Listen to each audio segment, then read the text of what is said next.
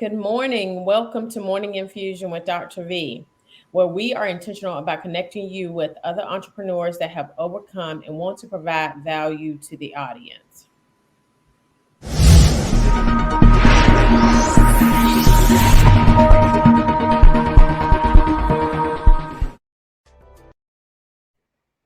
It's Dr. V here, where our coaching program teaches nurses how to work from their computers anywhere around the world, making money and owning their own time. So today we have Mr. Kevin Buford, who is absolutely amazing. I just want to say that. Okay. So Kevin is not a nurse. All right. So, if I bring someone on here that's not a nurse, they got to be amazing. All right. Just so you know. All right. So tell us a little bit about yourself, Kevin. So if you had to just give us your bio. Tell us a little bit about you. Absolutely. So my name is Kevin Buford, and I am a social entrepreneur and media specialist. So I have a production company that has transitioned into a media agency where we train and hire like-minded videographers and photographers to go ahead and create visual stories and create compelling content, essentially, that's consistent and brings in cash flow and clientele for businesses. Been doing it for the past 10 years now, and I'm extremely passionate about casting vision. Originally coming from a sports background where I played collegiate sports, so I've always been competitive. But my biggest thing about I always wanted to be a part of something bigger than myself, and just bringing that team atmosphere to the production company and the agency. So the team that I work with, they're not employees; those are teammates. So really big on just like I said, casting vision, creating vision, and just manifesting those ideas into media. I love it. One of the things I noticed, so Mr. Wonderful on Shark Tank, one of the Oh, things he talked about is he said that if you'd asked him 10 years ago, what would be the career choice that would make you a lot of money? He said mhm. it at that time it would have been engineering. He said, Mm. but today he said it would be you creating videos. And I was like, That's that's amazing that you say that because I originally, and we might get into it, but I originally went to college on an engineering scholarship, "Mm, and it transitioned to media, and I'll kind of get into my story a little bit later. But it's amazing that you say that. sweet, sweet, sweet." So the Lord knew that you needed to do this. Okay. Absolutely, So now, absolutely. what did you play in college? So I played defensive back. So always checking wide receivers, making sure I'm locking down. And I was a little bit thicker at the time. Had to put some more weight on my body to make sure I'm protecting myself at all times. Sweet, sweet, sweet. So okay, so tell me a little bit about because we want to talk about your story Mhm, about how you have been treated as far as in healthcare. mhm. Okay. Was very compelling to me. And that's one of the main reasons why I wanted to bring you on. So tell us a little bit about your story as it relates to your experiences in healthcare. Absolutely. So transitioning, it really was something that transpired and happened in college, where I went to school to be I went to school to be an engineer. I talked to my mom, and my mom asked me before I went to school. She asked me, "What do I want to do?" And I said, "I want to be a photographer." And she told me that photographers don't make any money. And so I, living in mom's house, mom's rules. I went to school and became was studying to be an engineer, and I took a media class, and I fell right back in love with the camera work and different things like that. But while playing sports, I was actually also on an engineering scholarship, and I also was on a football scholarship. Over the course of that time, that is when I learned the most about my body. Whereas bumps and bruises, getting up early, taking care of nourishment, eating the right things, not eating the right things. And over the course of that time, I learned more about my body and how sometimes the system doesn't care too much about you. It's almost like the next person in.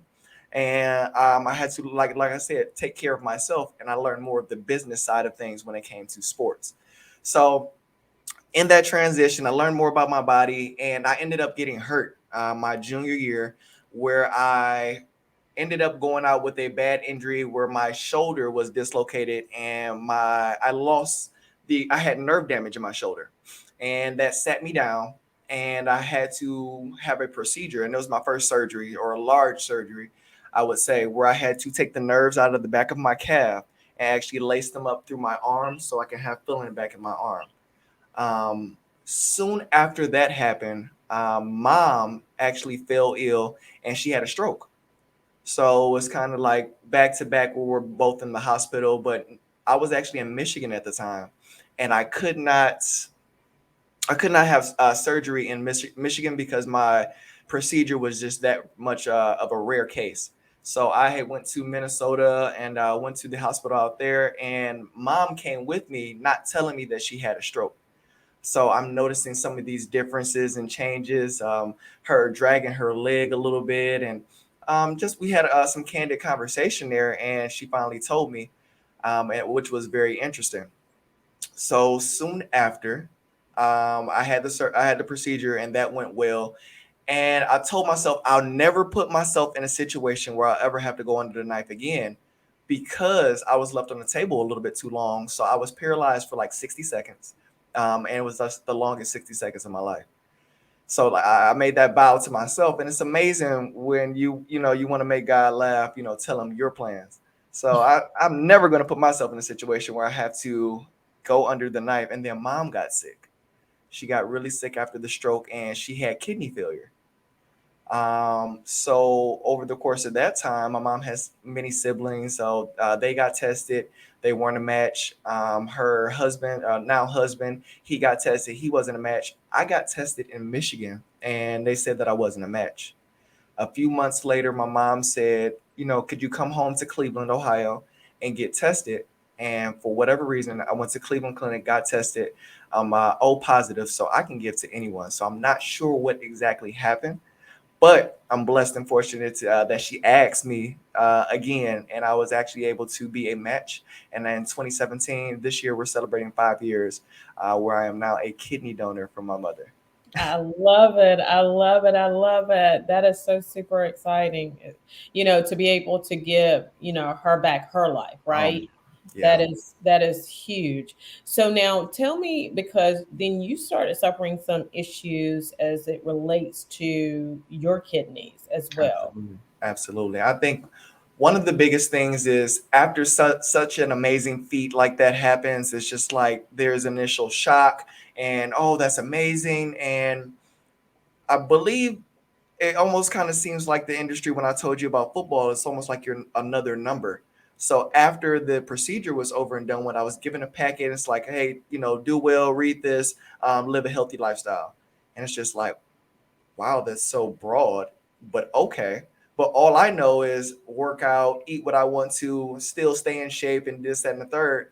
And after that transition, it was one of those things where I went back to old habits of food and, partying and different things like that. And it wasn't necessarily filtrating out of my system the same way with now just having one kidney.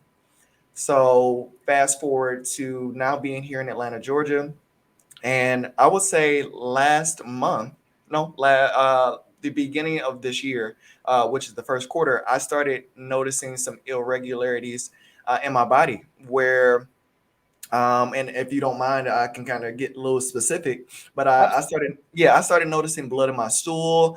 I started notice that my stomach was turning. I started noticing an excess loss of weight. I'm normally used to being about 185, 180, or maybe 175, and I got down to about 160. And I haven't been like that since maybe high school. And I started to notice these things. And I've been out here for maybe about 2 years now, and I want to say the end of last year was my first year going to get a checkup. And it was only after noticing these drastic changes, and nobody told me to. It's like, let me just go get a checkup. I have insurance. I just never use it. And I'm so glad I did, because they were telling me that my kidney was starting to fail. Wow. And that was a very life altering diagnosis to hear, because they said I'm not filtrating the food and I guess the junk that's in my body. I'm not filtrating it the same way as if I had two kidneys, and which is why I had been feeling sluggish and underwhelmed and maybe a little depressed at the time. And I didn't feel like doing anything. I'm normally a very energetic guy. But I started noticing those things, and I just knew I didn't feel like myself.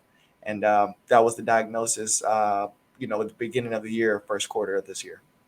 So when you say, so I think that honestly, the fail was when you had the kidney extracted Mhm. from your body, and then, so what do you feel like how do you, what do you feel like was the lack of, you think it was the broad explanation of what you needed to do? So tell me a little bit about that process, because I think that that is where we, you know, the lack in the healthcare. You see what I'm saying? Right. So tell me about that. Yeah. So like I said, I completely agree that it was very broad. There weren't necessarily a step by step process on, hey, this is what's going on with your body. This is what we recommend that you do. Come and see us every couple of months. We're going to monitor. Like, there was none of that.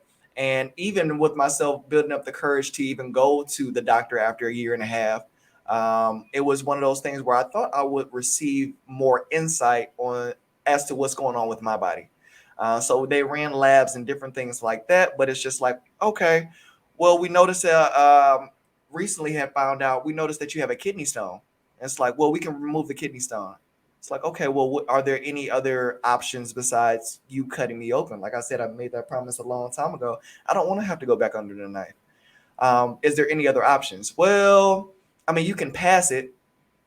Okay, how do I go about passing? So it's like I'm now having to like pry and pull information out of the doctors that I'm seeing, whether it's my primary care, if it's the CT scans that I'm seeing. I'm asking all of these questions, which I thought that that would be information that's volunteered if you're seeing some irregularities in my body. So that's where I kind of got discouraged, where it's just like, you guys are giving me information. It's not necessarily good news, but you've seen it before. What do you recommend that we do outside of surgery? Can we change my diet? Can we do this? Can we do, like, what are my options? And why does it seem like I'm pulling teeth in order to get more information about what's going on with myself? And it just kind of, like I said, made me feel discouraged. It's like, well, you guys are doing the bare minimum. I'll just figure it out myself. Go to Google and do what I need to do. So that's where I felt like the lack of information, or the pulling teeth, or do you have any other questions? Just waiting for me to go ahead and ask questions in order to provide information. That's why I felt really discouraged, and I really was really lost and just didn't know what to do at the time. So do you think that your race had any play in that at all? I don't believe so. I don't feel like race played an issue in this case, but I do feel like it's just, no. I'm glad you mentioned that. The area, and because I'm new to this area, what I've been told is that the area that I've been going to is not normally of my pigment. So I'm not going to see certain doctors that are used to dealing with us, or seeing us. They're just they know the numbers. Like, oh, black folks normally have a high blood pressure. This is normal in your case. So it's just like, take these pills and have a good day. I want someone that has some actual, maybe holistic options for me. What does this medication do? I'm one of those people that like really likes to dive into the information. Like, after that procedure has happened, I became a professional in the kidney area. Or after my surgery with my shoulder, I became a professional within my shoulder after doing my own research. So it's just one of those things where I don't believe that race played a factor, but I do think that the stereotype of, oh, well, this is normal, or we've seen this before, so they're not treating it, because this is the first time I'm hearing this, or possible kidney failure, or I've heard it with my mom but not with myself. So when I'm hearing these things, or they maybe said these things before, they're treating it like it's just another case, and not being able to provide the necessary information or next steps on what should we do. Now that we found this kidney stone, here are your options. We need to go ahead and flush the system out. Let's drink some more water. I wasn't provided any information on what I should do next after getting this type of information and news. I think that, and one of the reasons why I put up, the title of the podcast is Racism in Healthcare, is because Mm-hmm. one of the things that I've seen in healthcare is the the rates of your kidney Hmm. numbers, right? So African Americans, they have different numbers for African Americans than they do for, people of not of our pigment, right? Hmm. And one of the things that I have seen is that there's a higher rate of patients that are, Black that go into kidney disease because of that. Because by the time they get to that point, like they're already in kidney failure, just like you were, right? Hmm. And so, understanding that and understanding that that is a huge, huge thing is key in order to turn the tide around. Yeah. But I think as well, one of the things that, and I tell people this story all the time, one of the things that the reason why I left healthcare, this is one of the biggest reasons, Hmm. was because I saw, I asked one of my CEOs, I was like, because I was the readmissions manager. And I asked him, I said, what we're going to do is we're going to on the back end because, we have those 30-day readmission rates, right? Right. So if you don't know, so say for instance, you go into the hospital. If you Okay. readmit into the hospital within 30 days, the insurance typically does not pay for that. And they penalize you for it as well. Okay. Hmm. So they want you to stay out for the 30 days, right? But I said, we're going to work on the back end, but then we're going to work on the front end. We're going to be proactive about it, right? But the deal was that, and what he said to me was that we don't want to keep patients out of the hospital. So, when you speak about that bare minimum, when Hmm. you speak about that, I mean, I see that. And, just I'm going to throw this, not a long term solution, a very short term solution at you, and not be there to support you through it all. Because a lot of what we have and a lot of what happens has to do with our diets, Hmm. has to do with how we move our bodies. And obviously, you were moving your bodies because you were athletic, right? Hmm. But understanding that, because my daddy, he was so funny. He used to eat fatback sandwiches every he would eat that fatback sandwiches every couple months, right? And then he would. It's so funny to me. Like just before he would go back to the doctor, he would stop eating the fatback sandwiches. So I was like, "What are you doing?" Oh I was like, gosh. "And look," he would say, "Well, I." He said, "I don't want my cholesterol level to be up." I said, "Well, that's not how it works, Daddy." Yeah, right. Exactly. Exactly. We gonna shut it down just in enough time. I see the effort. I see the effort. I'm gonna say that. I'm gonna say that. But understanding that is key, and Mhm. understanding where you come from. So what are Yeah. some of the things that you would like to see in Yeah. healthcare? And just before we get into that, it's Okay. amazing that you even say that because sometimes you don't know what you don't know. And because I have not been going to the doctor, I had a certain expectation on how I thought I should be treated. But when you talk about, do I feel like my color played a role? Maybe I didn't know that, this is what they're used to. This is what they're used to doing. I'm just expecting, hey, I don't feel well. Let me know what's going on, and then let me know the next steps, which I think that that's pretty standard. But I just hearing you speak about it and just kind of going back to my reactions because there's no one that I saw that was of my skin tone and complexion. Um, I wonder what the difference would be. I just wonder what the difference would be. You know what I I mean? think that this is what I have seen. I have Hmm. seen that when you are in, and this is the reason why there needs to be a huge amount of diversity in healthcare, right? Because I understand it from your vantage point because Right. I am of your same color. Right. I went into a room one day and this young lady, she was having what's called an acute MI, which is a Hmm. heart attack. And Hmm. she was doing what's called tombstoning. Okay. And what that means is that your ST elevation on the EKG, it looks so high, Hmm. okay, that if you don't get to a cath lab soon, you're going to code and die. Period. Hmm. And I remember walking in the room, and there were people all around her bed that were not of her color. Hmm. And I remember walking in the room, and she was like, "Come here." And I was the supervisor at the time, so I walked up to her bed, and I said, "Yes, ma'am." And so she said, "I've got to go home." And I said, "You can go home." I said, "But I wouldn't advise it." I said, Right. "Because 9 times out of 10, you won't make it back here." And Hmm. so she kept saying, I don't trust him. I don't trust him. I said, "I will stay with you I said, but this, I said, you got it. I said, we got to fix this within minutes Right. or you will be here. Okay. I Right. know that for a fact. Right. And so sure enough, I stayed with her and then she ended up going upstairs. She ended up going to the cath lab and she had what's called a widowmaker, which was she had a clot in her Ellie, I don't forgot, Ellie something. Anyway, Hmm. Hmm. um, LDA. So anyway, I always get it wrong because it's been a long time, okay? Right. Because Right. Right. Miss Nurse coaching for a while, but she had the widowmaker and she would have died. And so Mm, and she thanked me after that. But it was because I saw it from her vantage point and she right. just didn't trust, because she had been within the medical system for Hmm. a long time within healthcare and she just didn't trust it, right? Yeah. Yeah. And so understanding that, and that's the reason why, when you told me your story, I was like, just call me up. Yeah. Me Yeah. up. I said, I will help you be an advocate for yourself. Because Yeah. at the end of the day, I want to make sure that you are taken care of because Hmm. you're phenomenal at what you do. Thank you. Okay. Thank I you. want to tell everybody. Thank you. I mean, literally, I'm like, this dude he is amazing. I'm just Thank you. like, I cannot. So Thank you. I mean, Hmm. and your talents are absolutely needed in this world, right?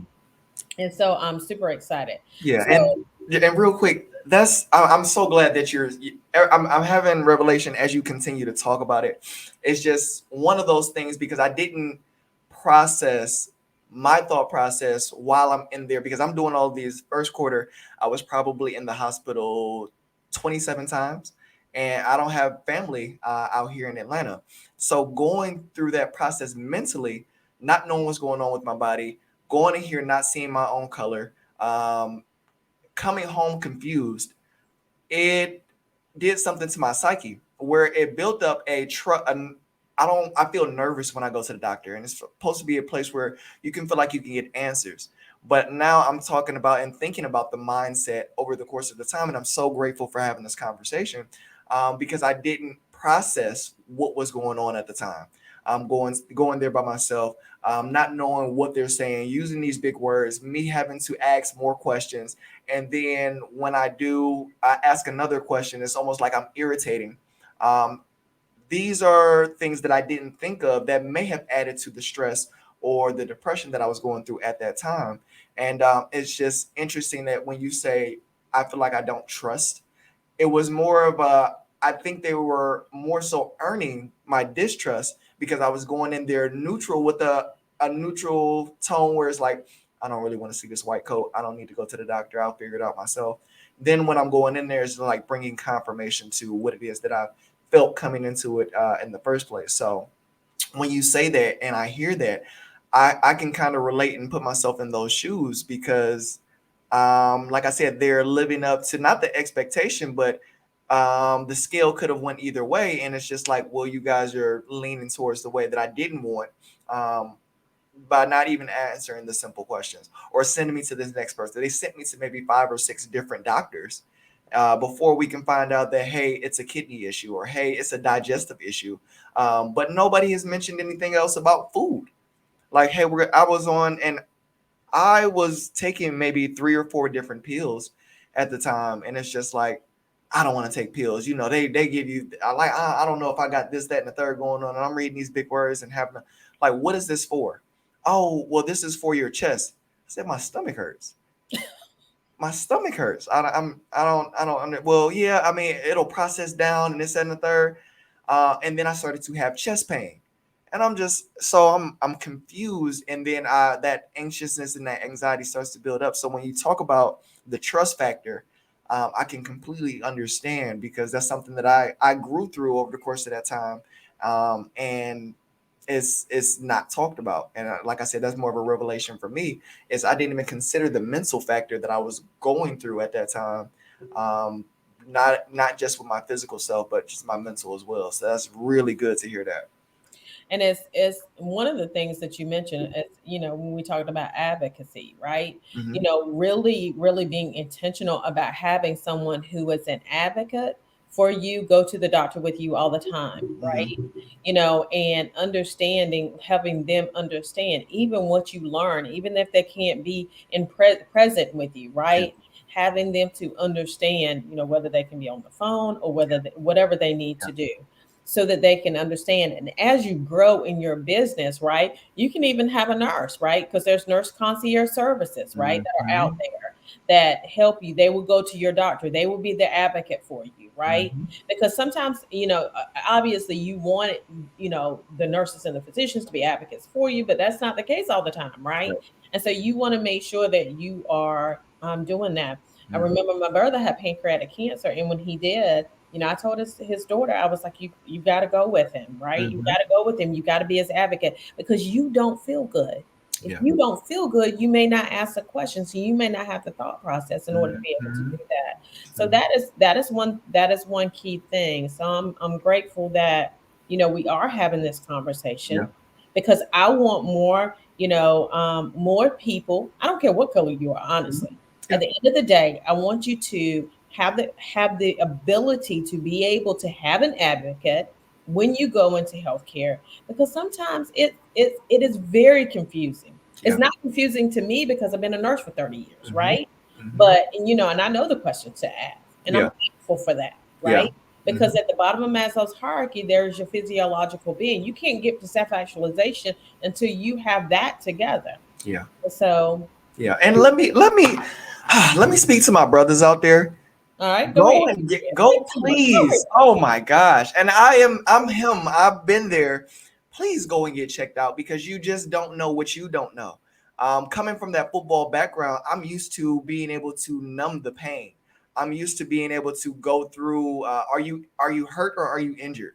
Like, can you still live your day to day? And it's just like these little aches, pains, bruises, something that's abnormal, like go and get checked out, especially if you have insurance. Even if you don't, like it'll be an investment to just see what's going on the inside of your body. Because at the time, you wouldn't be able to tell that I was actually ill.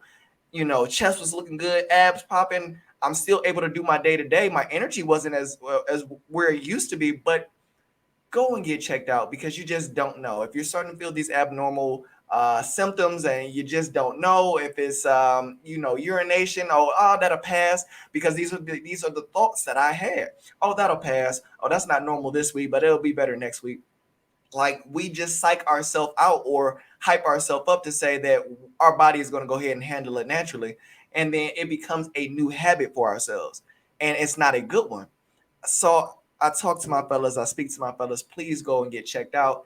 Please go and get tested, whatever the case may be. If it hurts, if it burns, if it itches, whatever the case may be, like don't self-diagnose yourself into bad habits.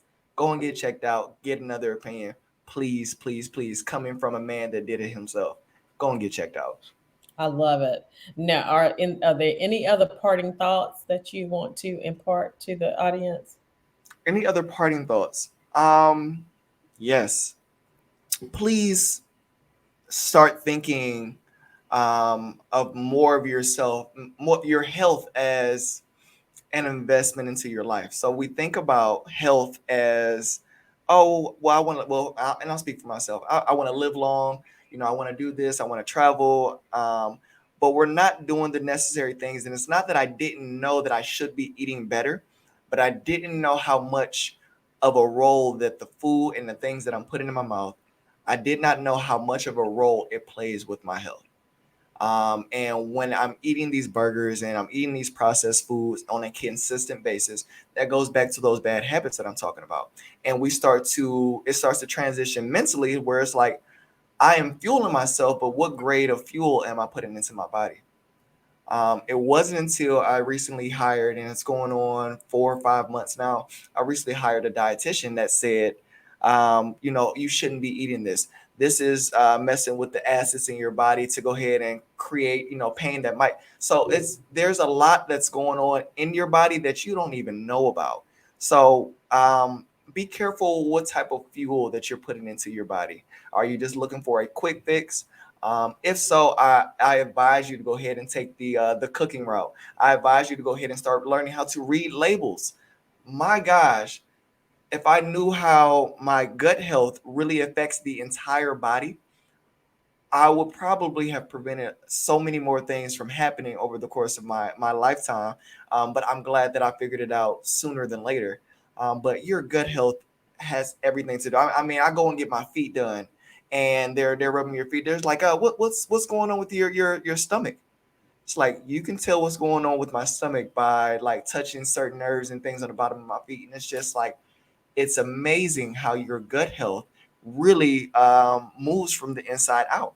So please, please, please start being cautious and being more aware of what you're putting in your body, because your gut health, the things that you're putting in your body can just save your life.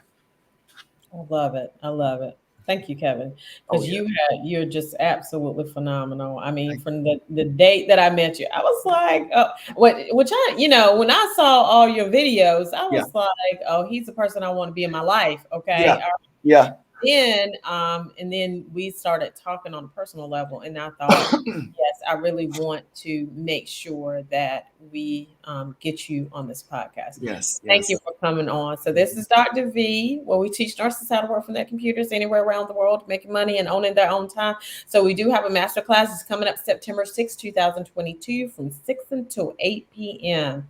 And it's going to be giving you the basic foundation of working from anywhere around the world, coaching and consulting specifically. So if you want to sign up for that, you can go to my website. I do have a link in the copy for you to sign up for that. You can go to my website. It's on the and over the website at the top. It says masterclass for you to sign up for it. It's going to be an amazing time. So I can't wait. And thank you, Kevin, again. And you guys, everybody, have a great rest of your day. Actually,